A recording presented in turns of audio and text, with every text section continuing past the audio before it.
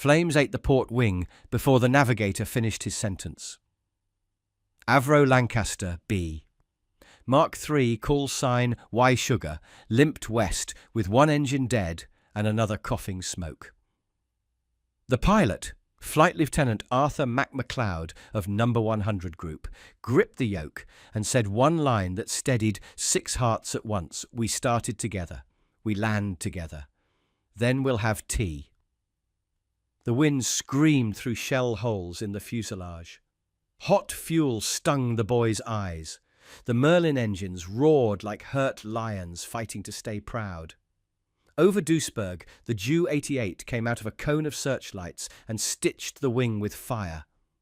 Hydraulics bled away. The undercarriage warning bell clanged like a church on a bad Sunday. Mac trimmed her by feel.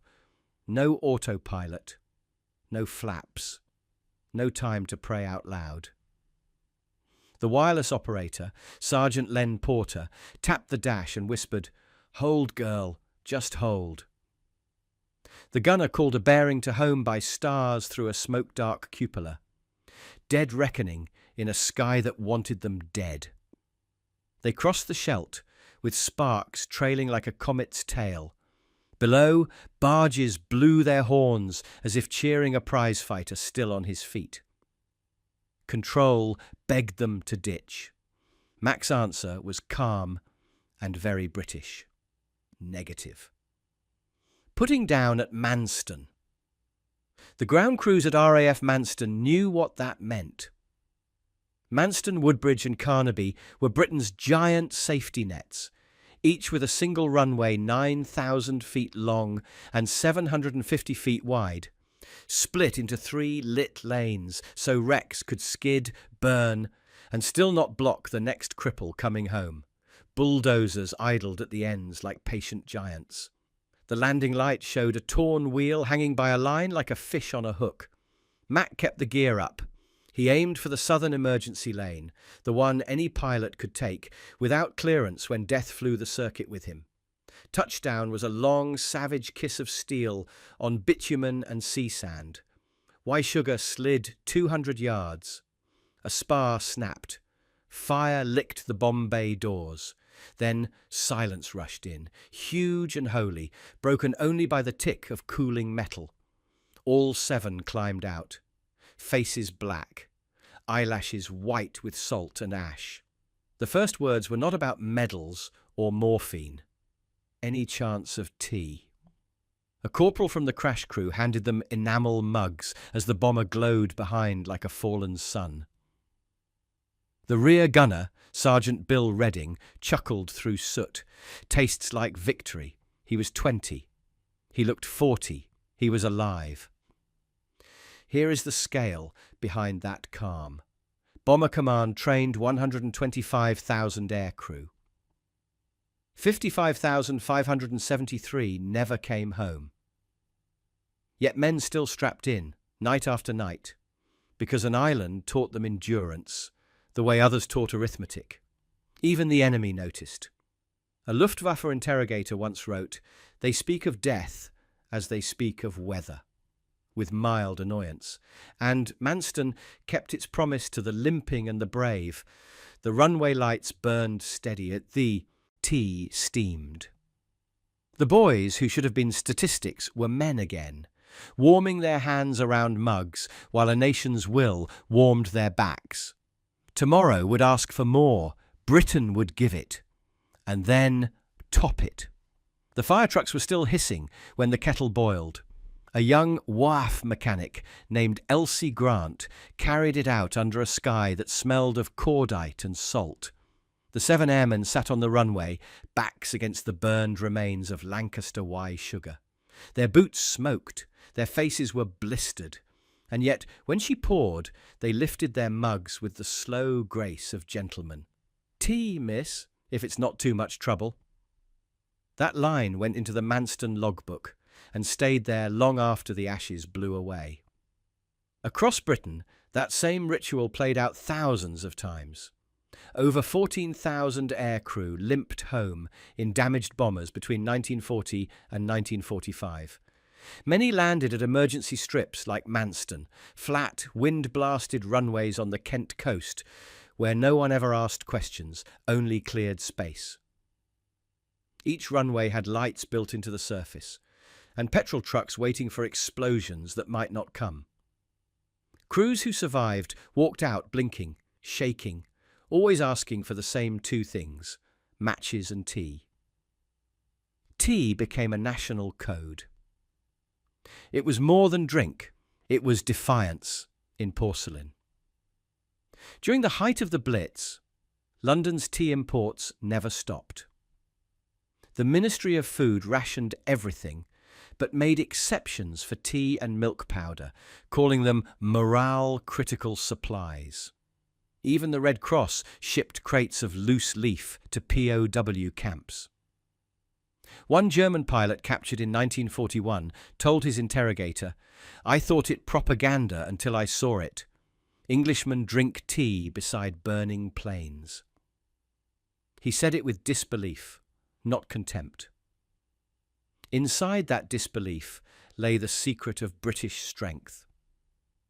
The Germans built machines to terrify. Britain built habits to survive. America's crews wrote home about hamburgers, jukeboxes, and swing music. The British wrote about marmalade, cigarettes, and keeping calm. Out of 5,000 aircraft that returned on fire, almost half were patched up and sent back to war within days. Mechanics at Manston and Woodbridge rebuilt wings by hand using borrowed wood from bombed barns. Every fix began the same way: a brew, a smoke, and a plan. When the news of MacLeod's landing spread, BBC Radio sent a reporter. The pilot said little. "Good engines, better lads." Then he looked at the wreck and added, "We'll need a bigger kettle next time." That line became famous in mess halls across Bomber Command. Crews chalked it on fuselages before missions. "We'll need a bigger kettle." It meant, "We'll come home." Years later, when historians counted the cost, 55,000 aircrew dead, nearly half of all who flew, they found no record of bitterness, only humour, understatement, and endless references to tea.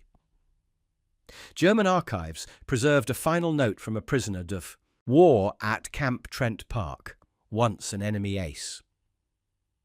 They bombed our cities by night, then sent biscuits by day," he wrote. "The English fought with fire and gentleness both. It confused us more than their bombs." As Weishuger's wreck cooled on that Kent runway, the wind carried the smell of burnt oil and Earl Grey. The men sipped in silence. The ground beneath them scorched but solid. The bomber was gone. The spirit was not. And the war, somehow, felt a little more winnable, with a kettle whistling against the ruins. Over the North Sea, night swallowed everything but the stars. No GPS, no radar, no satellites. Only a black ocean beneath and the soft ticking of the compass in the dark. Flight Lieutenant Arthur MacLeod checked his charts by red torchlight, tracing lines that could mean life or death. They called it dead reckoning, a method older than gunpowder and twice as cruel. You guessed the wind, you judged your drift, and you prayed your math was better than the flak. Every British navigator who flew those routes had the same quiet joke: "If we're wrong, we'll hit Germany a little too early." In Bomber Command, navigation was an art of invisible brilliance. Crews trained at bases like RAF Cranwell and RAF Mildenhall, memorising the shapes of coastlines and rivers by moonlight. The Lancaster's navigator carried maps marked with grease pencils, radio bearings, and the faint outlines of German searchlight belts. On an average mission, a bomber would be in the air for 7 hours, flying more than 1,000 miles in blackout conditions.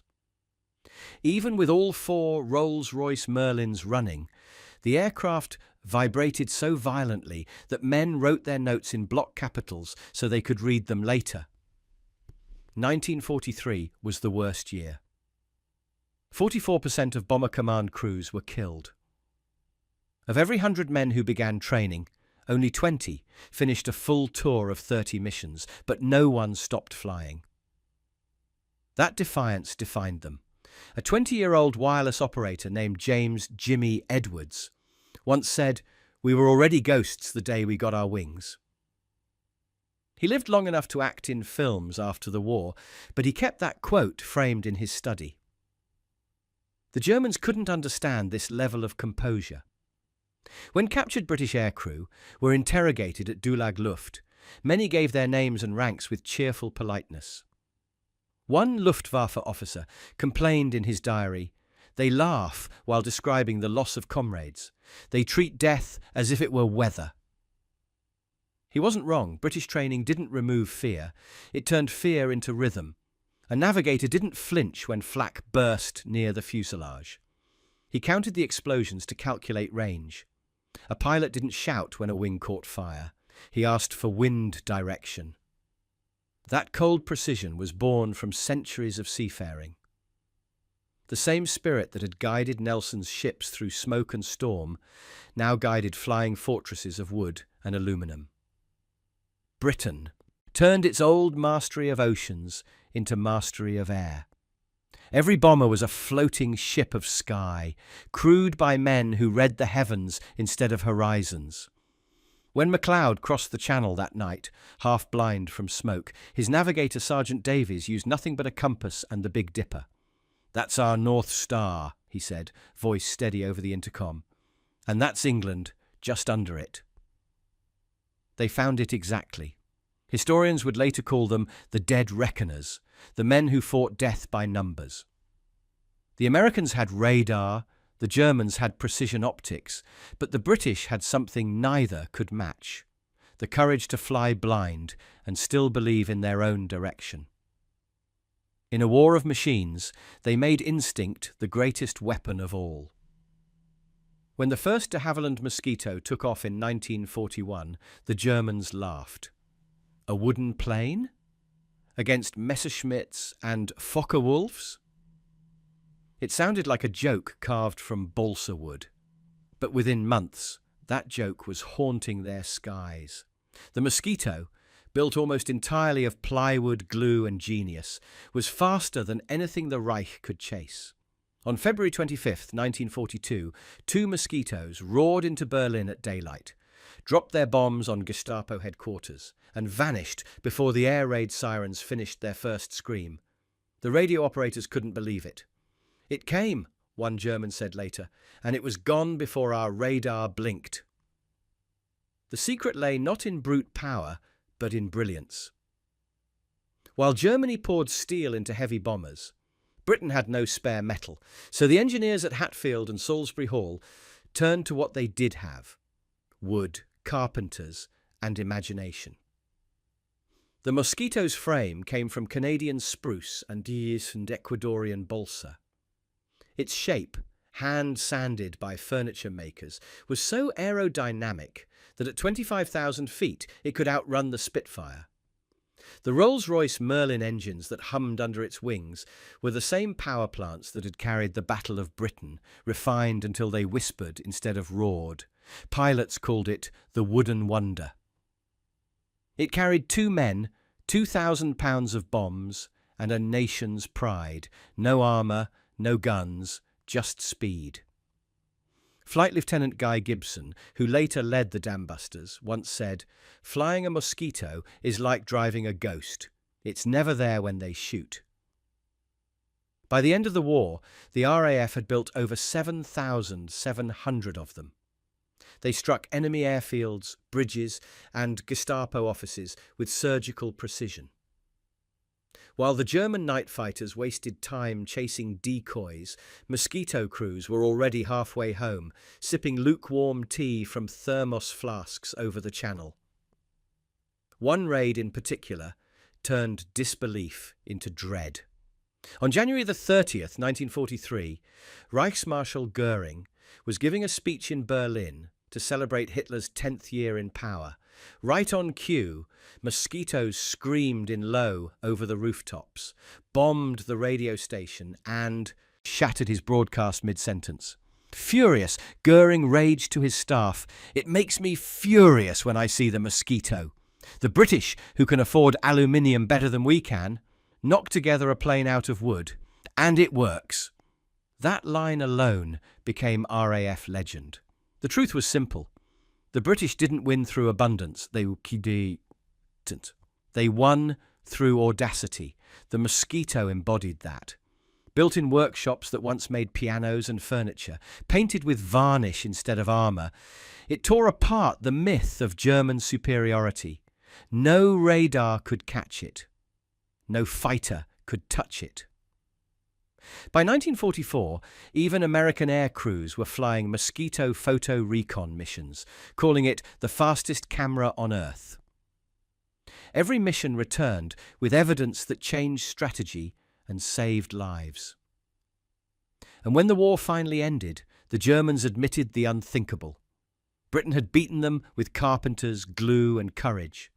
The Mosquito's wooden wings never rusted. They only aged. They proved that the strongest weapon Britain ever built wasn't steel, it was imagination.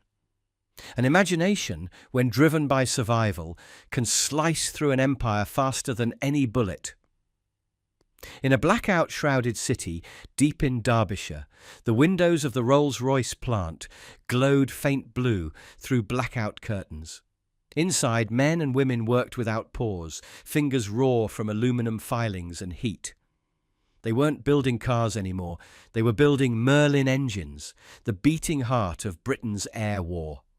Each engine had 12 cylinders, 27 litres of displacement, and a roar that could lift hope out of ashes. Mechanics called them the choir boys, because when they sang together in the sky, even flak couldn't drown them. By the time war ended, over 160,000 Merlin engines had been built. They powered the Spitfire, the Hurricane, the Mosquito, and even America's P-51 Mustang. Without them, no Allied air strategy could have existed. Yet when a German engineering officer examined a captured Spitfire engine in 1941, he refused to believe it was mass-produced. "This," he said, "is built like a watch." He was half right. Britain's factories weren't assembly lines.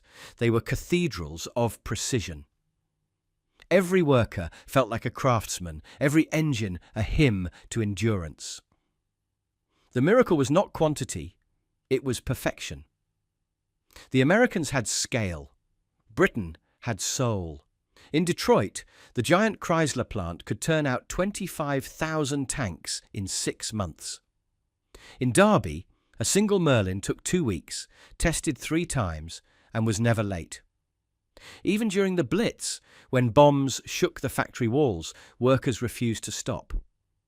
There's a record of a woman named Elsie Hughes who finished tightening a cylinder head bolt during an air raid, her hands trembling as dust fell from the rafters. When the all-clear sounded, she looked up and said, "That's 1 more engine for the boys."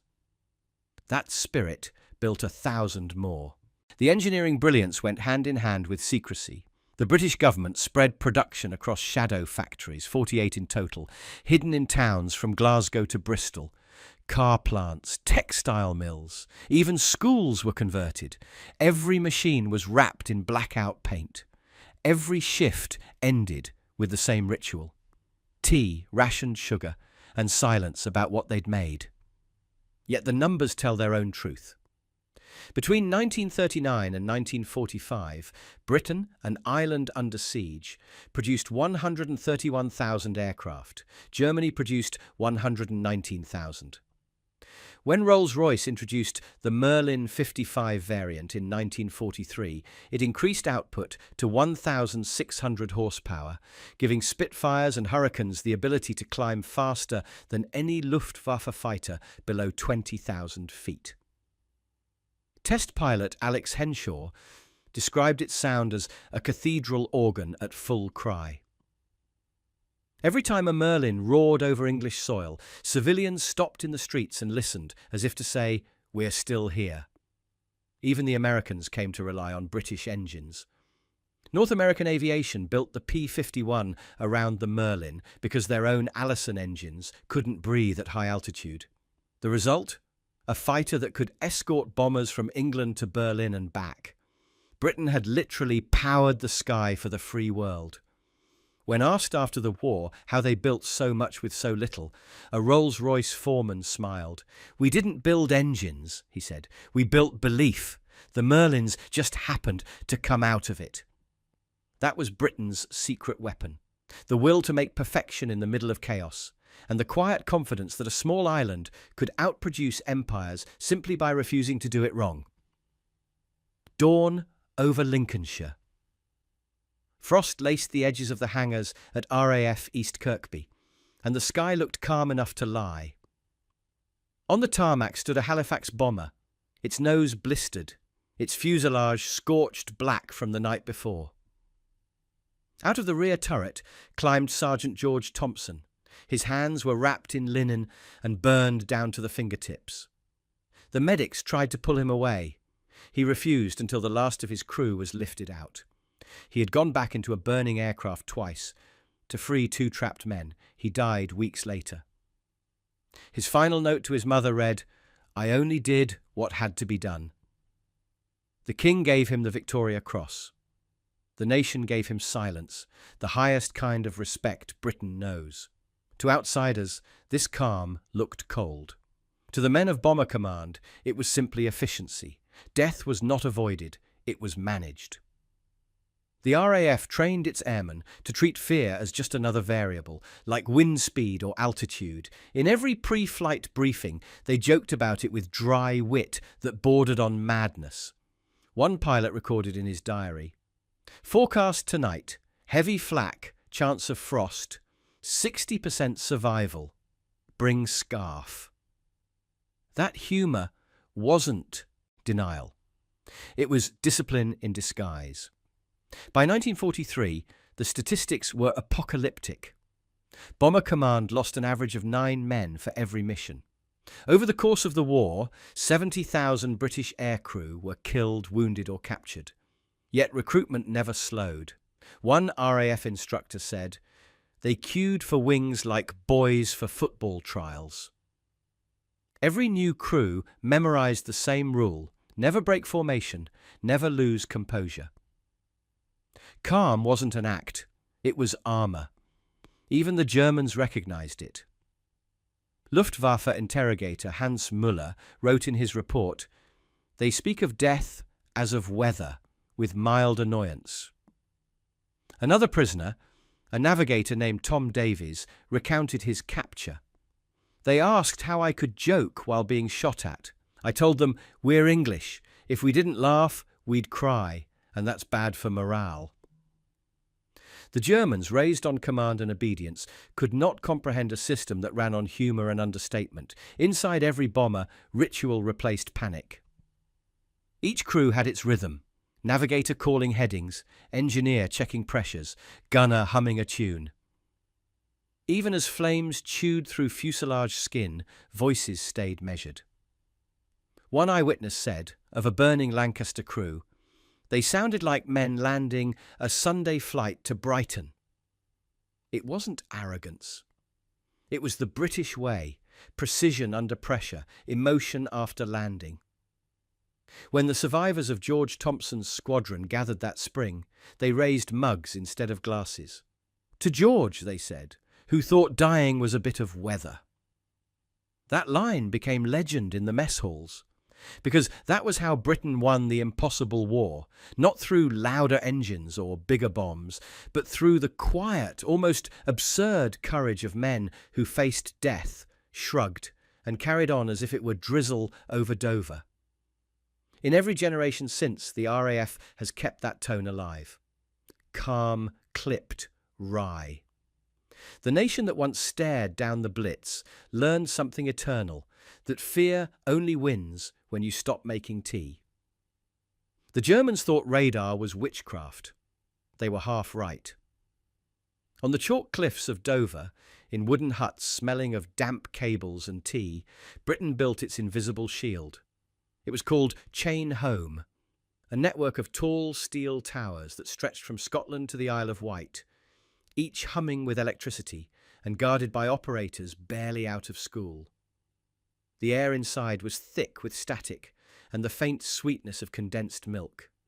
Young women in RAF blue uniforms bent over cathode screens, sipping tea between pulses, tracing tiny blips that meant life or death.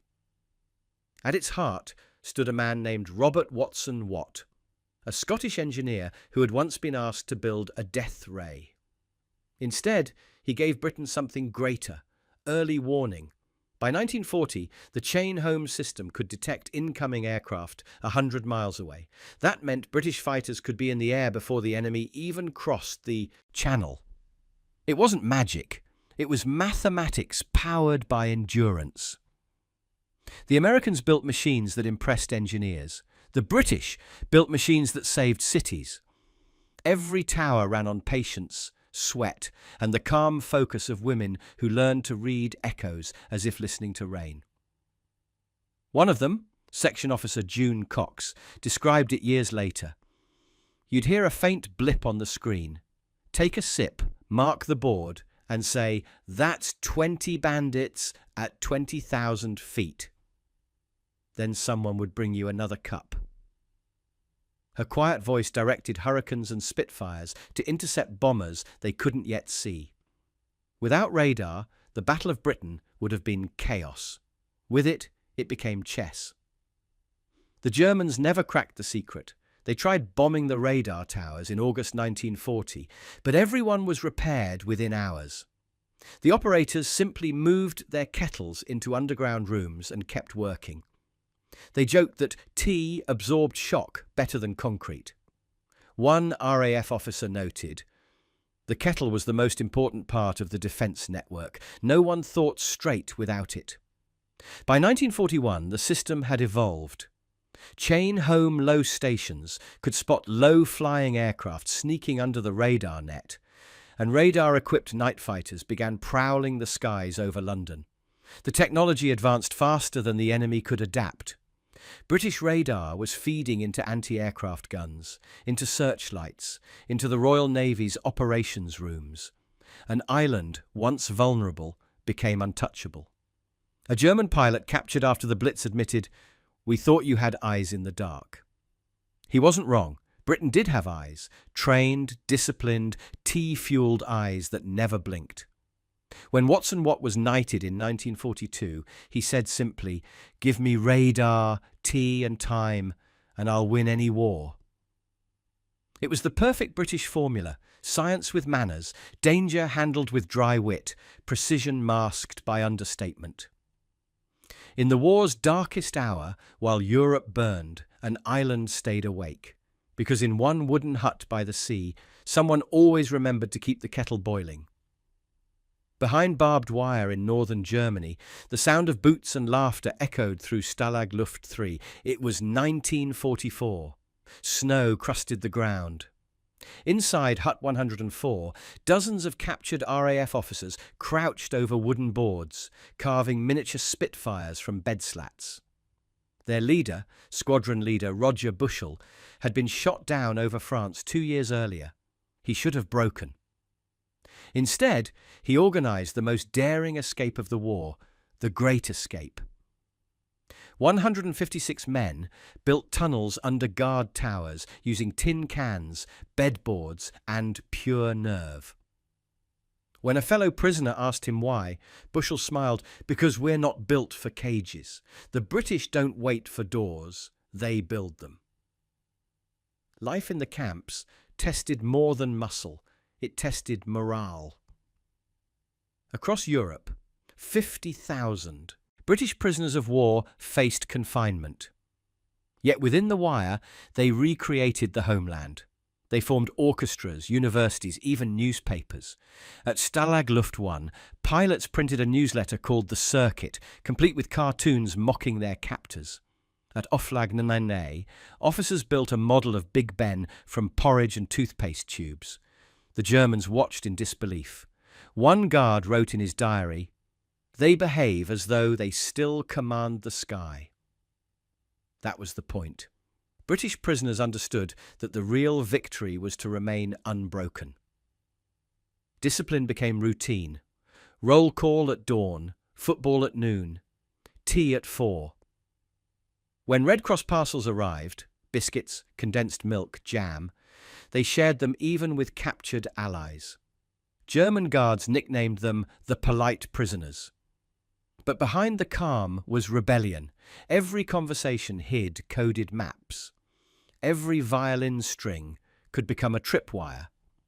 When Bushel's tunnel finally opened on March the 24th, 1944, 76 men crawled into the night. Only 3 reached freedom before the Gestapo caught the rest. Bushel was executed, but his legacy burned brighter than any escape ever had. Churchill called it the work of heroes in darkness. Not every act of defiance was so grand. In Stalag Luft 6, a navigator named Alan Carter built a tiny model Spitfire and flew it across the yard on a string during roll call. The guards laughed, so did he. "It's just practice for when I get back," he said. That small gesture summed up the British mind, humour as armour, imagination as defiance.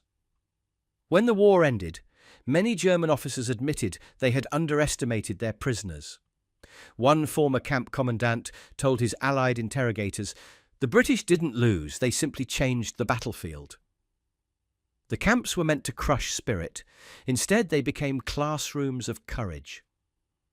Even behind wire, the RAF still flew, through jokes, through songs, through wooden wings carved from boredom and belief. Britain had turned captivity into command, proving once again that supremacy wasn't only measured in victories won, but in dignity never surrendered. Hamburg, July 24th, 1943.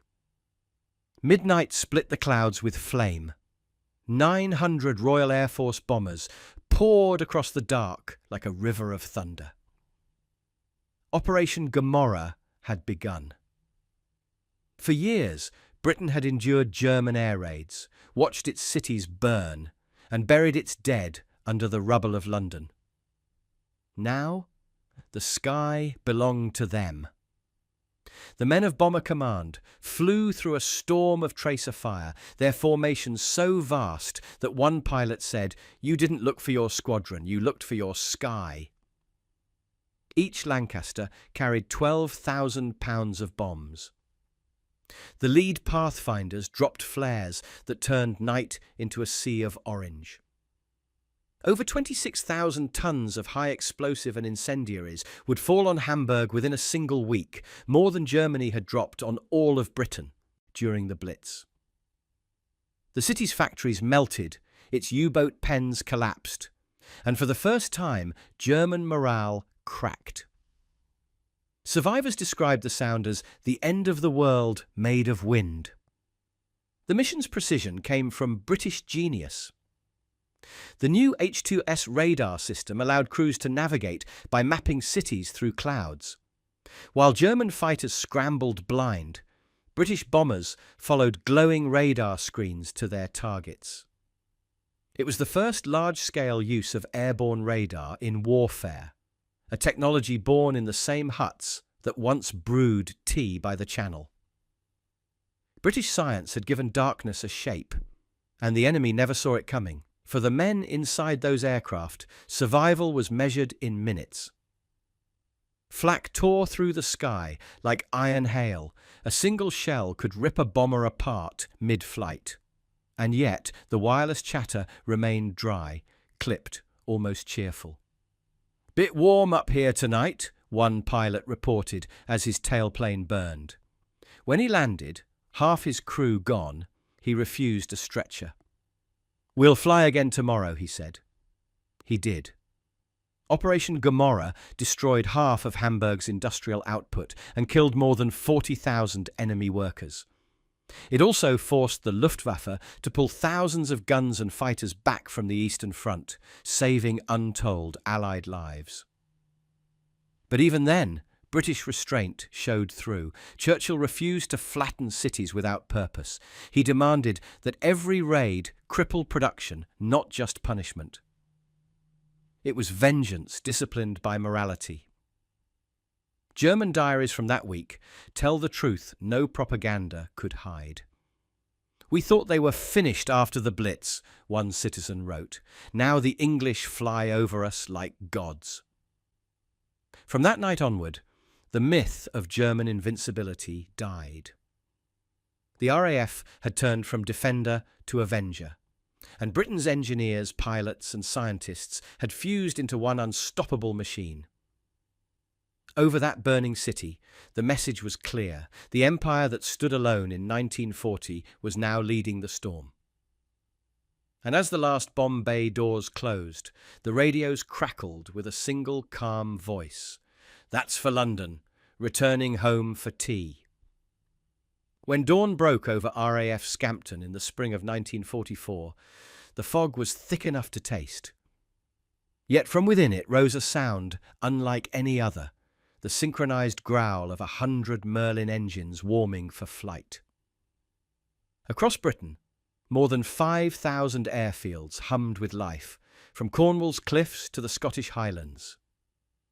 It wasn't just an air force anymore, it was an empire of wings, built on loyalty, precision, and quiet resolve. Pilots from 46 nations served beneath the Union Jack: Canadians, Australians, Poles, Indians, New Zealanders, and South Africans.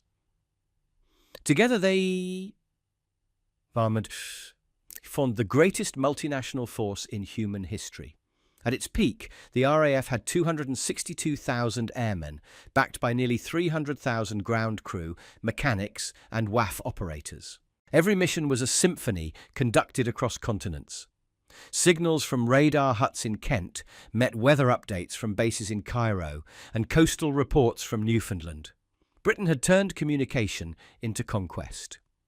While Nazi Germany relied on command and obedience, the British relied on trust and cooperation. An empire once held together by trade routes now moved through the clouds by radio waves and belief. One example came on the eve of D-Day. Over Normandy, the RAF's tactical squadrons cleared the skies so completely that the German army reported, "We can no longer fight by daylight." The coordination was staggering. In just 24 hours, the RAF flew 14,000 sorties, one every 6 seconds. No other nation could command such unity from so many corners of the globe. Inside every operation room, WAF officers stood before vast maps with coloured pins marking each squadron's position. The air buzzed with code names and call signs: Red Leader, Goldfish, Sugar Baker. Every symbol represented men who trusted strangers half a world away to guide them home. That was Britain's secret power, not domination, but faith shared across the Commonwealth. German intelligence called it the air octopus, a body with invisible limbs reaching everywhere. They couldn't understand how an island smaller than Germany controlled skies over 3 continents. But the truth was simple. Britain didn't rule with fear, it ruled with discipline and shared identity. Every pilot wore the same roundel: blue for the sky, white for peace, red for courage. American generals respected it deeply. General Carl Spaatz once said, "They organize with the ease of breathing. The British make war look like a profession instead of an emergency." That distinction mattered. While the United States brought factories, Britain brought foresight. When the war ended, and Europe rose from its ruins, historians realized the RAF's empire hadn't been built for glory. It had been built for freedom. From India's humid fields to Canada's frozen hangars, men and women who had never seen London fought for an idea larger than any border, the idea that discipline and decency could hold the world together. The Germans built fortresses of concrete. Britain built an empire of trust. And as those engines thundered into the fog, every pilot knew what they were really protecting: a civilization held aloft by belief, tea, and the steady heartbeat of a small island that refused to fall. By the spring of 1945, Britain's airmen had turned statistics into miracles. Bomber Command had flown 364,000 combat sorties, dropped more than 1 million tons of bombs, and destroyed over half of Germany's war industry. The arithmetic of victory seemed impossible for a nation of just 48 million people. The United States had industrial power. The Soviet Union had manpower. But Britain, bombed, rationed, starved, had precision and will. Outnumbered in every measurable way, it fought smarter, flew farther, and endured longer than anyone thought humanly possible. The numbers hid the heartbreak. 55,573 British aircrew were killed, an entire generation of young men who had barely grown beards. The average life expectancy of a Bomber Command pilot in 1943 was 11 missions. Yet they kept volunteering. At RAF Elsham Wolds, a new recruit wrote in his diary, "Every morning I look at the empty bunks. They remind me why I fly." That quiet fatalism was the backbone of the empire. The aircraft they flew were mechanical masterpieces born from desperation. The Lancaster bomber could carry a 14,000-pound load, twice that of any American B-17. The British developed the first bouncing bomb, the first radar-guided bomb, and the first fully pressurized bomber cockpit. They didn't just match the enemy, they invented their way past him. When German engineers studied captured Lancasters, they called them cathedrals of efficiency. The scale of coordination was staggering. Every night, over 1,000 aircraft took off from 75 airfields across England in a formation that stretched 200 miles from north to south. Each was spaced 90 seconds apart. A single night raid could involve 7,000 men operating as one. Behind them, the ground crews, 300,000 of them, worked in blackout conditions, refueling and rearming bombers at a rate of 1 every 15 minutes. A mistake meant death. Perfection meant survival. Even the skies reflected Britain's defiance. The searchlights and flak batteries that once terrorized London now glared upward in Germany, chasing ghosts that would not stop coming. The tables had turned, not through vengeance, but through unshakable discipline. The German general Albert Kesselring later admitted, "We could match their machines, but never their spirit. They fought like engineers and prayed like poets." When the war ended, historians struggled to comprehend how such a small island had achieved such staggering results. The answer was simple. The British never fought for conquest. They fought to prove civilization itself could win against barbarism. At a memorial ceremony in 1950, Marshal of the RAF Arthur Harris said the bombers alone kept Hitler awake at night. He wasn't exaggerating. Each roar of Merlin engines was Britain's way of saying, "We're still here." And when the final sortie returned home, with its crew blackened by smoke and silence, the ground crews met them with the same ritual that had begun it all, mugs of tea. No celebration, no shouting. Just the quiet satisfaction of men who knew they had done the impossible, then gone one step further. Tomorrow they would start rebuilding the world they had saved. When the guns finally fell silent in May of 1945, Britain stood amongst ruins, but upright. Across Europe, German soldiers laid down their weapons, expecting vengeance. What they received instead was tea. In dozens of captured towns, British units set up mobile canteens before they set up checkpoints. Sergeant John Harper of the Grenadier Guards recalled, "We handed out biscuits and hot tea to prisoners who hours before were shooting at us. They didn't know whether to drink or cry." The world had seen empires win wars. It had never seen one win with mercy.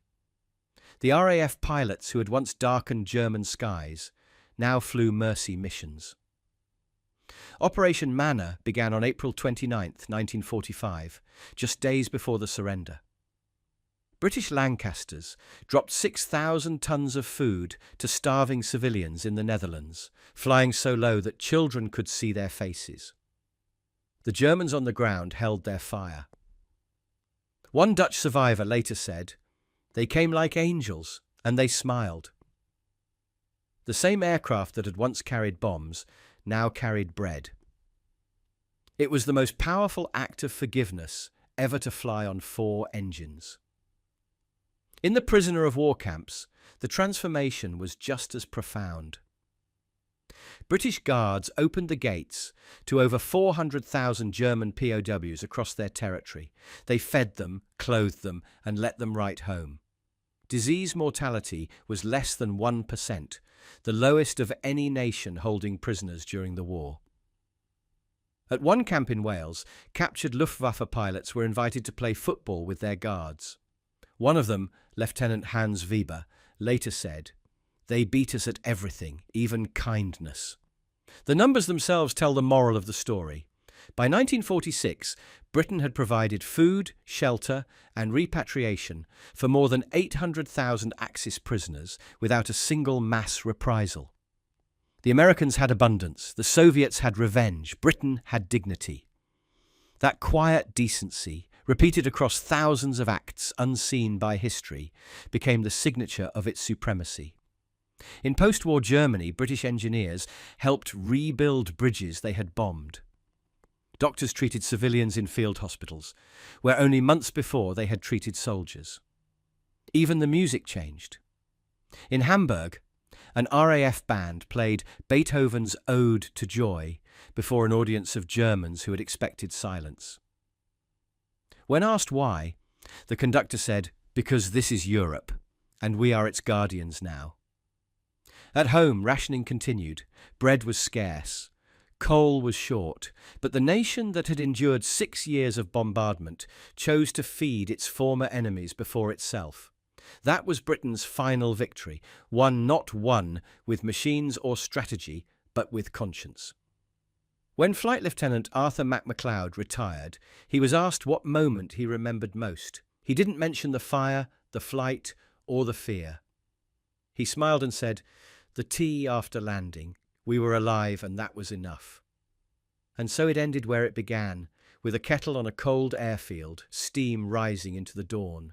Britain had fought the greatest war in history and emerged not just undefeated, but undiminished. It had conquered without cruelty, led without arrogance, and rebuilt without bitterness. The empire of bombs had become an empire of grace. And in the quiet between wars, as the world learned to breathe again, the British reminded it what true victory sounded like: the whistle of a kettle and the promise of peace served in a cup.